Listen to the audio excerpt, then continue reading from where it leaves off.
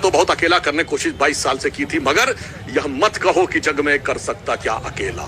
लाखों में काम करता एक सूरमा अकेला, आकाश में करोड़ों तारे हैं टिमटिमाते, पर जग प्रकाश करता एक चंद्रमा अकेला। सुप्रिया जी, आपका जवाब।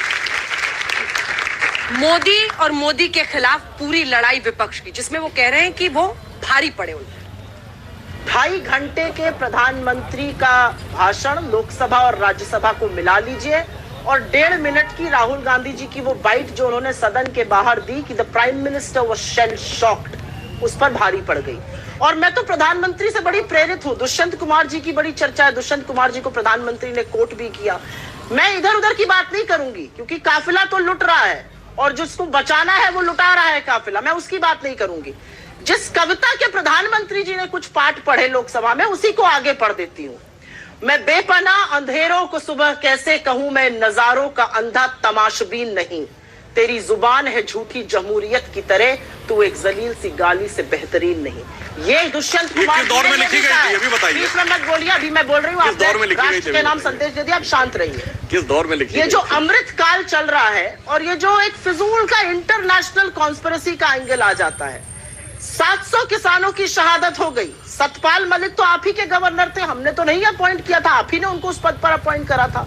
सतपाल मलिक जी का कहना है, जब मैं प्रधानमंत्री से मिलने गया और मैंने कहा 700 किसानों की शहादत हो गई है, प्रधानमंत्री ने मुड़ के कहा मुझे क्या, मेरे लिए थोड़ी मर रहे हैं, और वो काले कानून आपको वापस करने पड़े थे। तो ये भूलिए मत, आप ये भूल जाते हैं कि पेगासस पर सुप्रीम कोर्ट कमेटी की इंक्वायरी बैठी हुई है। आप भूल जाते हैं कि जो मुद्दे उठते हैं उसका जवाब देने का काम सत्ता पक्ष का होता है, पूछने का काम विपक्ष का होता है।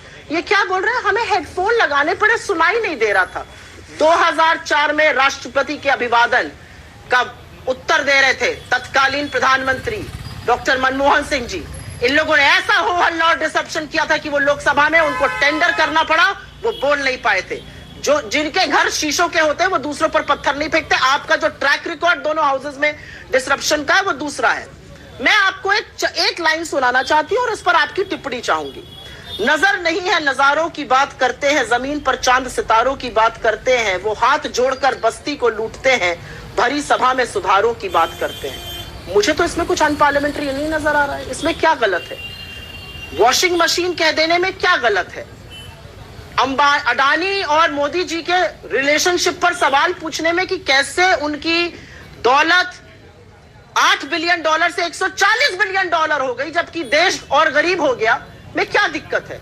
आप इतने ही अगर लोकतंत्र के पहरी हैं तो 6 इंस्टेंसेस खरगे जी के और 18 इंस्टेंसेस राहुल गांधी जी की स्पीच के। और कौन से एक्सटेंसेस हैं जिसमें वो कह रहे हैं सबसे जरूरी सवाल जनता पूछना चाहती है, हिंदुस्तान के प्रधानमंत्री का अडानी जी से रिश्ता क्या है? जिसमें पूछते हैं असली जादू तो 2014 में शुरू होता है। 609 नंबर पर अडानी थे, वो नंबर 2 पर आ गए 2022 में। इसमें क्या अनपार्लियामेंट्री है? ये तो तथ्य है। मतलब ऐसी तमाम चीजें, आपको उससे दिक्कत क्या है? दिक्कत की बात अंजना जी एक ही है, और दिक्कत की बात यह है कि जब ये देश प्रधानमंत्री से यह अपेक्षा कर रहा था कि प्रधानमंत्री अडानी पर बोलेंगे, तो प्रधानमंत्री ने अपने मुंह में दही जमा ली और अडानी पर चुप हो गए। ये अलग बात है, डर सबको लगता है और गला सबका सूखता है। जब संयुक्त विपक्ष खड़ा होकर आवाज दे रहा था अडानी पर बोलो, मौन तोड़ो, मोदी अडानी भाई भाई, तो प्रधानमंत्री का गला सूख रहा था। मुझे आज से पहले प्रधानमंत्री इतने लॉस्ट, इतने डेस्परेट और स्तर भाषा का गिराते हुए इससे पहले सदन में नजर नहीं आए थे। बाहर तो उन्होंने क्या लाइनें